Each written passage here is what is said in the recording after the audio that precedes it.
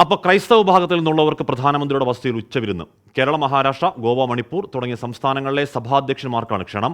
ലോക്സഭാ തെരഞ്ഞെടുപ്പ് മുൻനിർത്തി ക്രൈസ്തവ സഭകളുമായി കൂടുതൽ അടുക്കാനാണ് BJP ദേശീയ നേതൃത്വത്തിന്റെ ശ്രമം. Delhi Sacred heart cathedral BJP ദേശീയ അധ്യക്ഷൻ JP നഡ്ഡ സന്ദർശിച്ചു. അച്യുതൻ വിവരങ്ങൾ വെച്ചിരുന്നു. അച്യുതൻ, ക്രിസ്മസ് നയതന്ത്രം നമ്മൾ നേരത്തെ കണ്ടിട്ടുണ്ട്. നേരത്തെയും ഈ പള്ളിയിലാണോ പ്രധാനമന്ത്രി നേരിട്ട് വന്നതെന്ന് അറിയില്ല. അപ്പോൾ ആ നയതന്ത്രം എങ്ങനെയാണ് ഇപ്പോൾ ഇന്ന് ക്രിസ്മസ് ദിനം പുരോഗമിക്കുന്നത്? അച്യുതൻ.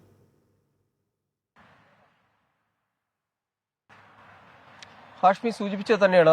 ഈ കഴിഞ്ഞ ഈസ്റ്ററിന് പ്രധാനമന്ത്രി നരേന്ദ്രമോദി എത്തിയത് ഇതേ ദേവാലയത്തിലാണ്, ഡൽഹിയിലെ സേക്രഡ് ഹാർട്ട് കത്തീഡ്രലിലായിരുന്നു. അതിനുശേഷമാണ് ഇപ്പോൾ ഈ ക്രിസ്മസ് ദിനത്തിൽ BJPയുടെ അധ്യക്ഷൻ JP നദ്ദയും ഇന്ന് സന്ദർശനം നടത്തിയത്. 11:50 അദ്ദേഹം ദേവാലയത്തിലെത്തിയിരുന്നു. തുടർന്നൊരു 10 മിനിറ്റ് ആരാധനാലയത്തിനുള്ളിൽ അദ്ദേഹം ചെലവഴിക്കുകയും അതിനുശേഷം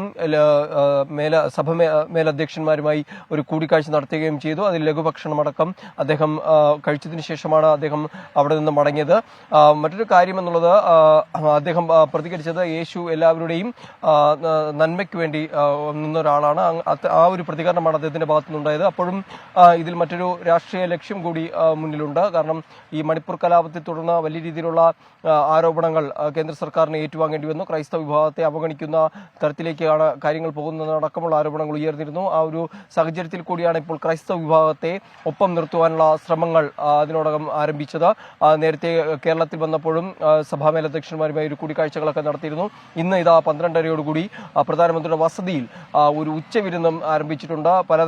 പല cardinal Oswald Gracias, bishop Anil Couto, bishop Kuriakose Bharanikulangara, bishop Saul Swaroop, Joy Alukkas, Paul Muthoot, Anju Baby George, അങ്ങനെയുള്ള ഒട്ടനവധി പ്രമുഖർ പങ്കെടുത്തുകൊണ്ടുള്ള ഒരു സൽക്കാര വിരുന്നും ഈ ക്രിസ്മസ് ദിനത്തോടനുബന്ധിച്ച് പുരോഗമിക്കുകയാണ്. എന്തായാലും ക്രൈസ്തവ വിഭാഗത്തെ ഒപ്പം നിർത്തുവാനുള്ള ശ്രമം തന്നെയാണ് കേന്ദ്രത്തിന്റെ ഭാഗത്തു നിന്നും ഉണ്ടാവുന്നത്.